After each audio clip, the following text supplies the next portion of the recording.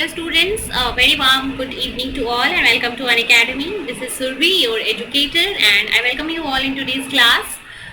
और आज की क्लास में हम बात करने वाले हैं एक बहुत ही इंपॉर्टेंट एंड इंटरेस्टिंग टॉपिक के ऊपर that is very important for all the examination because her exam में इससे क्वेश्चंस आते हैं और बहुत छोटा और इंटरेस्टिंग टॉपिक है that is mode of action of antibiotics. Antibiotics क्या होते हैं, एंटीबायोटिक्स कैसे काम करते हैं, एंटीबायोटिक्स का क्या रोल होता है, एंटीबायोटिक्स किस चीज़ को टारगेट करते हैं, हम इन सारी चीज़ों के बारे में आज के लेक्चर में बात करेंगे बहुत ही शॉर्ट फॉर्म में। So I welcome you all to today's lecture. और आज के लेक्चर को स्टार्ट करने से पहले let me tell you few important things related to Unacademy. फटाफट से मैं आपको बता दूं अनअकैडमी के बेनिफिट्स क्या हैं। तो अनअकैडमी पे अगर आप जुड़ना चाहते हो तो आप प्लस सब्सक्रिप्शन और आइकनिक सब्सक्रिप्शन के साथ अगर जुड़ते हो तो आपको मिलेगा live classes from India's best educators, test series, unlimited practice session and well structured course for your exam. And apart from that अगर आप आइकनिक सब्सक्रिप्शन के लिए जाते हो that is more advantages with more benefits. तो iconic subscription आपको provide कराता है personal guidance, personal mentor, study planner, ठीक है, आपको पूरी प्लानिंग बताई जाएगी कि आपको अपनी प्रिपरेशन कैसी करनी है, study material, expert guidance, test analysis. So ये सारे जो एक्स्ट्रा बेनिफिट्स हैं वो आपको अनअकैडमी का आइकनिक सब्सक्रिप्शन प्रोवाइड कराता है और प्लस के साथ साथ बेनिफिट्स जो है वो भी रहते हैं यहाँ पे। सो अनअकैडमी प्लस और आइकनिक दो बेनिफिट्स आपको मिल रही हैं। इसके साथ आपको अनअकैडमी का प्लेटफॉर्म जो है वो फ्री क्लासेस भी देता है। So apart from the paid subscription classes Unacademy के ऊपर आप फ्री क्लासेस भी अटेंड कर सकते हो। This is very important to all the students जिनको नहीं पता है कि आप जैसे YouTube पे फ्री क्लास कर रहे हो वैसे ही आपको अनअकैडमी के ऐप पे भी फ्री क्लास मिलता है और वो फ्री क्लास होता है स्पेशल क्लास। कैसे देखोगे special class? Unacademy learning app download कर लो, ठीक है, then select your goal as CSIR UGC NET. इसके बाद आप ये स्पेशल क्लास या फिर फ्री लाइव क्लास पे क्लिक करो। फिर सारे लाइव क्लासेस जो हैं जो कि फ्री में अवेलेबल है उनका लिस्ट आपके पास आ जाएगा और जो क्लास आप चाहो देख सकते हो। सारे के सारे रिकॉर्डेड क्लासेस मेरी हैं वहाँ पे, मोर देन अप्रॉक्सीमेटली 200 क्लासेस मेरी अवेलेबल है अनअकैडमी लर्निंग ऐप पे, 200 आवर्स की क्लासेस। तो उन सारी क्लासेस को आप देख सकते हो अनअकैडमी लर्निंग ऐप पे जाके, ठीक है। अनअकैडमी का सब्सक्रिप्शन अगर आप लेना चाहते हो तो सब्सक्रिप्शन भी ले सकते हो प्लस और आइकनिक सब्सक्रिप्शन के लिए। अगर आप चाहते हो 10% ऑफ लेना then you can use my referral code SURBHI01। This is my code जिसको यूज करके आप अनअकैडमी से 10% ऑफ ले सकते हो ड्यूरिंग प्लस सब्सक्रिप्शन। और प्लस सब्सक्रिप्शन या आइकनिक सब्सक्रिप्शन लेने के लिए बेस्ट मौका है, आप 16 अगस्त से 31 अगस्त तक ले सकते हो बिकॉज मेगा ऑफर आपके लिए है। 6 + 2 मंथ का सब्सक्रिप्शन फ्री है या फिर 12 + 2 मंथ का सब्सक्रिप्शन फ्री है। सो अगर आप 6 मंथ का सब्सक्रिप्शन ले रहे हो तो आप 2 मंथ तक एक्स्ट्रा सब्सक्रिप्शन फ्री मिलेगा आपको। अगर आप 12 मंथ का सब्सक्रिप्शन ले रहे हो तो भी 2 मंथ का एक्स्ट्रा सब्सक्रिप्शन आपको फ्री मिलेगा। तो अभी बहुत अच्छी ऑफर आपकी 16 अगस्त से 31 अगस्त तक चलने वाली है। तो जो बच्चे भी इंटरेस्टेड हैं you can go for your subscription just right now, ठीक है। चलिए स्टार्ट करेंगे अब अपना लेक्चर जो है एंटीबायोटिक्स के ऊपर। क्यों हम पढ़ रहे हैं एंटीबायोटिक्स? क्योंकि एंटीबायोटिक्स का जो टॉपिक है ना, मैंने देखा है कि हर एक एग्जाम में इस एंटीबायोटिक के टॉपिक से क्वेश्चन आता ही है। हर एक एग्जाम में किसी भी एग्जाम की आप बात कर लो, इस एंटीबायोटिक टॉपिक से आपके 1 या 2 क्वेश्चन जो है वो आ ही जाते हैं। सिंपल सा टॉपिक है बट इम्पॉर्टेंट है। तो देखते हैं इस टॉपिक को, स्टार्ट करते हैं। एंटीबायोटिक्स होते क्या है? So these are substances derived from microorganism or can be produced synthetically, and these substances basically limits or destroys the growth of a living organism. So it can be a natural product or it can be a synthetic product जो कि either किसी organism के growth को destroy ही कर देगा या फिर limit कर देगा। तो या तो किसी ऑर्गेनिज्म को कंप्लीटली किल कर देगा या फिर उसके ग्रोथ को प्रिवेंट करेगा। तो दोनों ही तरीके से ये एंटीबायोटिक काम कर सकता है। और अगर एंटीबायोटिक की हम सोर्सेज की बात करें सबसे पहले, so the sources of antibiotic can be natural और it can be synthetic. So natural antibiotics भी हो सकते हैं जो कि नेचुरली ऑर्गेनिज्म से बनाए जाते हो या फिर हम सिंथेटिक केमिकल बेसिस पे भी उनको बना सकते हैं। तो नेचुरल सोर्सेज ऑफ एंटीबायोटिक्स में अगर हम देखें so fungus are the most common sources of antibiotics and very common antibiotic penicillin जो है वो फंगस का ही प्रोडक्ट है। Then bacteria can also provide different kind of antibiotics like there are bacillus species, there are actinomycetes जो कि mainly antibiotics provide करते हैं। Then there are synthetic group जहाँ पे आप chemically synthesize करते हो antibiotics को। Now the next category or the next thing related to antibiotics is the classification. Antibiotic का आप classification कैसे करते हो? So antibiotics are classified on different categories on the basis of different properties. So first is division on the basis of their antimicrobial activity. अब antimicrobial activity दो तरीके की हो सकती है, या तो एंटीबायोटिक्स जो है वो किसी ऑर्गेनिज्म की ग्रोथ को इनहिबिट कर रहा हो, ठीक है, सिर्फ और सिर्फ इनहिबिट कर रहा हो। इनहिबिट करने के बाद अगर इस एंटीबायोटिक का हटा दिया जाए तो ग्रोथ जो है वो वापस से रिज्यूम कर जाएगा। जो सेकंड कैटेगरी होती है वो क्या होती है, उस ऑर्गेनिज्म को वो किल कर रहा है, इनहिबिट नहीं कर रहा, उसको डायरेक्टली मार ही दे रहा है। तो जहाँ पे इनहिबिशन होती है वहां पे वापस से ग्रोथ रिज्यूम कर सकता है, वो कंडीशन होता है बैक्टीरियोस्टैटिक। मतलब वो एंटीबायोटिक जो है वो क्या करेगा, बैक्टीरिया को एक डोरमेंट नॉन रेप्लिकेटिव फेज में भेज देगा, that is a bacteriostatic phase. और जब आप एंटीबायोटिक हटा दोगे तो वो बैक्टीरिया वापस से अपने ग्रोथ को रिटेन कर लेगा। But when there is a situation of bactericidal, that means यहाँ पे बैक्टीरिया जो है वो टोटली क्या हो जाएगा, किल हो जाएगा। So this is the antimicrobial activity of on the basis of activity. It can either bactericidal, that means it will kill, or it can be bacteriostatic, that it will only inhibit, not kill. दूसरी अगर property की बात करें, so division on the basis of spectrum of activity. Spectrum of activity means कि वो antibiotic जो है वो कुछ पर्टिकुलर सबस्ट्रेट को ही टारगेट कर सकता है या फिर ब्रॉड रेंज ऑफ सबस्ट्रेट को टारगेट कर सकता है। So on the basis of that antibiotics can be a narrow spectrum antibiotic और it can be a broad spectrum antibiotic. तो कुछ एंटीबायोटिक्स जो होते हैं वो ग्रुप ऑफ सब्सटेंस पे एक्ट करेंगे, ब्रॉड रेंज पे एक्ट करेंगे, और कुछ एंटीबायोटिक जो होते हैं वो स्पेसिफिक सबस्ट्रेट पे ही एक्ट करते हैं। तो यहाँ से आप नैरो स्पेक्ट्रम और ब्रॉड स्पेक्ट्रम के एंटीबायोटिक्स को डिफाइन कर सकते हैं, ठीक है। अब बात करेंगे थर्ड कैटेगरी की, that is according to the absorbability from the site of administration to attain significant concentration for the treatment of systemic infection। ठीक है, एक कहीं पे इन्फेक्शन हुआ है तो वहां पे वो एंटीबायोटिक कितनी रेट से एब्जॉर्ब होता है, और वो इस जहां पे एब्जॉर्ब हुआ सिर्फ वहीं पे एक्ट कर रहा है या फिर डिस्टेंट एरिया पे भी एक्ट कर रहा है। So on the basis of the area of action this can be locally acting, मतलब जहां पे एब्जॉर्ब हुआ सिर्फ वहीं पे एक्ट करेगा, so it is locally acting. और दूसरी केस हो सकती है कि यहाँ पे एब्जॉर्ब हुआ लेकिन ये सराउंडिंग एरिया को भी अफेक्ट कर सकता है, तो this is the type of systemic acting antibiotic, ठीक है। So mode of action bactericidal और बैक्टीरियोस्टैटिक, स्पेक्ट्रम के बेसिस पे नैरो और broad, and then the area of availability के बेसिस पे it can be locally available और एक्टिंग, और it can be systemic acting, ठीक है। तो ये हो गया 3 method of classification of antibiotics. Now coming to the fourth method of classification. So the fourth method of classification of antibiotics are on the basis of mechanism of action, ठीक है। वो antibiotics काम क्या करते हैं। So यहाँ पे 4 categories दे रखी है। They can either inhibit the cell wall synthesis, ठीक है, सेल वॉल सिंथेसिस को रोक के वो बैक्टीरिया को क्या कर सकते हैं, किल कर सकते हैं, या फिर उसके ग्रोथ को इनहिबिट कर सकते हैं।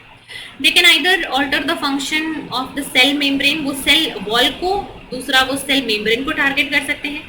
They can also target the protein synthesis step, ठीक है, प्रोटीन के सिंथेसिस को, ट्रांसलेशन के स्टेप को भी टारगेट किया जा सकता है, और they can inhibit the nucleic acid synthesis step। So different steps को टारगेट करने के लिए different एंटीबायोटिक्स होते हैं। They can either affect the cell wall, they can either affect the cell membrane, they can affect the protein synthesis, और they can affect the nucleic acid synthesis। अब हम next section में क्या देखने वाले हैं, डिफरेंट जो कैटेगरीज हो गई इन सब की कुछ इंपॉर्टेंट एग्जांपल्स देखेंगे। So the fourth category is the inhibition of cell wall synthesis, ठीक है। पहली कैटेगरी हो गई सेल वॉल सिंथेसिस का inhibitor, right.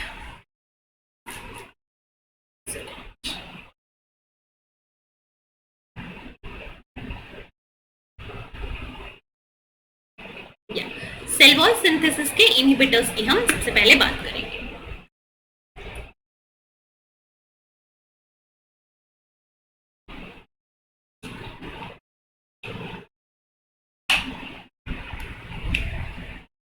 So there are antibiotics जो कि क्या करेगा, सेल वॉल के सिंथेसिस को टारगेट करेगा।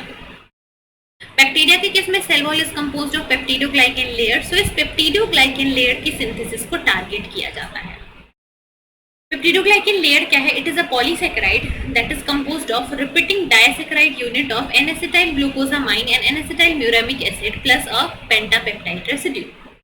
And this pentapeptide residues has D amino acid, D-alanine that is responsible for cross linking. और इस प्रॉपर जो सिंथेसिस की प्रोसेस होती है ऑफ दिस पेप्टिडोग्लाइकेन, इस स्टेप को टारगेट करते हैं देयर आर एंटीबायोटिक्स जो कि क्या करेंगे? सेल वॉल सिंथेसिस को इनहिबिट करेंगे.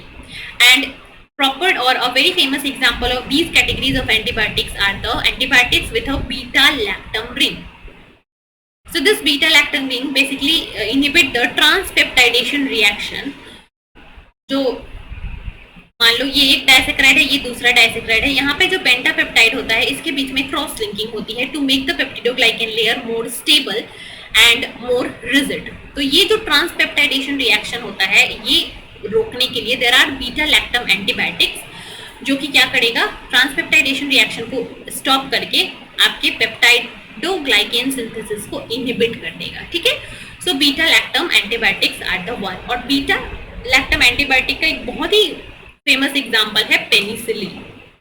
सो पेनिसिलिन जो है वो किससे ऑब्टेंड होता है? पेनिसिलियम स्पेसिस से, that is a fungus, and it inhibit the cross linking step of the cell membrane synthesis, and it will bind to the active site of the transpeptidase enzyme that is responsible for the transpeptide reaction and inhibits its activity. So there will be no transpeptide formation, thus there will be no peptidoglycan cross linking. So it is bactericidal. ठीक है, ये क्या है? Bacteriocidal है. ठीक है, the first category of the antibiotic is the beta lactam जो कि क्या करेगा? एग्जाम्पल है पेनिसिलिन जो कि सेल वॉल सिंथेसिस को इनहिबिट करेगा by targeting the peptidoglycan layer synthesis. Next enzyme और द नेक्स्ट एंटीबायोटिक जो कि सेल वॉल सिंथेसिस को टारगेट करता है वो है cephalosporin. So cephalosporin has similar mode of action as compare to the penicillin, and it is only the difference it is obtained from different genus of fungus, that is the cephalosporium, but mode of action और जो काम है actual वो दोनों का क्या है? Same है. इसके बाद बात करेंगे molecules that will inhibit the cell membrane function. ठीक है, सेल वॉल के लिए हो गया पेनिसिलिन, बीटा लैक्टम और सिफेलोस्पोरिन. कुछ एंटीबायोटिक्स होते हैं जो कि सेल मेम्ब्रेन के फंक्शन में इंटरफेरेंस करते हैं, and these are polymyxin, polyenes and amphotericin. ठीक है, याद रखना, पॉलीमिक्सिन क्या करता है? सेल मेम्ब्रेन को टारगेट करता है. पॉलीइंस क्या करता है? सेल मेम्ब्रेन को टारगेट करता है. और एम्फोटेरिसिन क्या करता है? सेल मेम्ब्रेन को टारगेट करता है. Polymyxin, polyeins and amphotericin. Remember, these three will target the cell membrane. Now comes the third type of antibiotics on the basis of mode of action that will inhibit the protein synthesis system. तो protein synthesis step को inhibit करने के लिए जो antibiotic है वो ribosome से bind करेगा.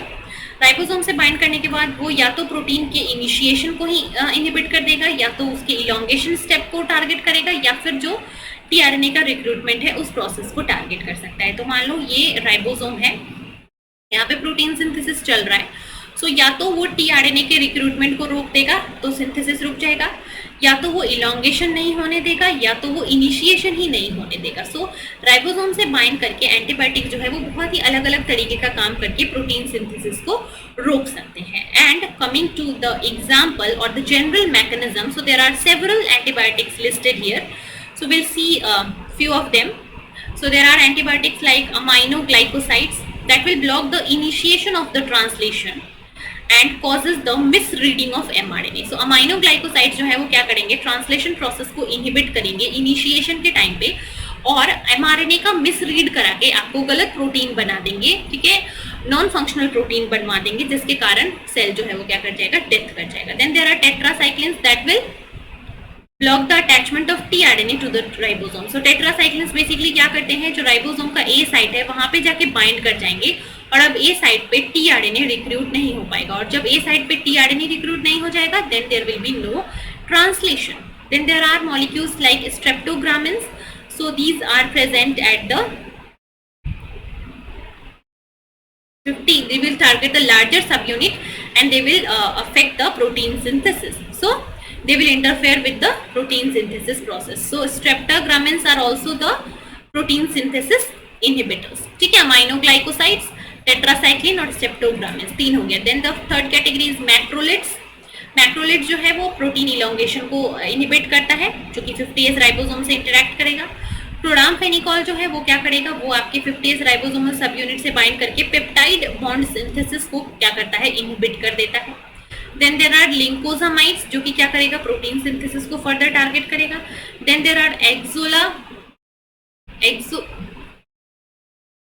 ऑक्साजोलिडोन्स, और ऑक्साजोलिडोन्स क्या करेंगे, ये भी प्रोटीन सिंथेसिस को इनहिबिट करेगा। So remember the examples mainly aminoglycosides, tetracycline, streptogramins, macrolides, chloramphenicol, lincosamides and oxazolidinones. ठीक है, so these are the antibiotics that are inhibitors of protein synthesis. ठीक है, सो ये हो गए आपके different classes of antibiotics and their mode of action. ठीक है, सो क्लासिफिकेशन में हमने देखा synthetic, natural, broad spectrum, narrow spectrum, localized, systemic, and then based upon their action, the one which inhibit the cell wall synthesis, one which interfere with the cell membrane function, one which inhibit the protein synthesis, and there are others like quinolones which will target the nucleic acid synthesis process. So that's all for today's class. I hope कि आज की class में जो भी मैंने चीज़ें बताई आपको related to antibiotics, so basically आज हमने क्या बात किया, फर्स्ट की एंटीबायोटिक्स होते क्या है, introduction, why antibiotics are important and their mode of action, that they can be bactericidal, they can be bacteriostatic, then their mode of action की हमने बात की, mechanism की बात की, either they can affect the cell membrane synthesis, cell wall synthesis, protein synthesis और nucleic acid synthesis along with examples.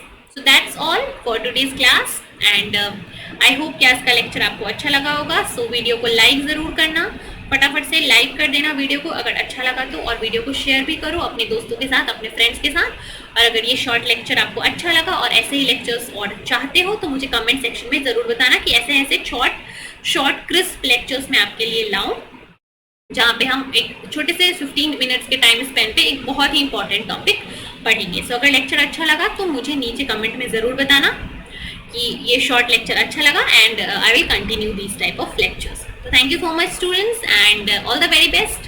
Keep studying.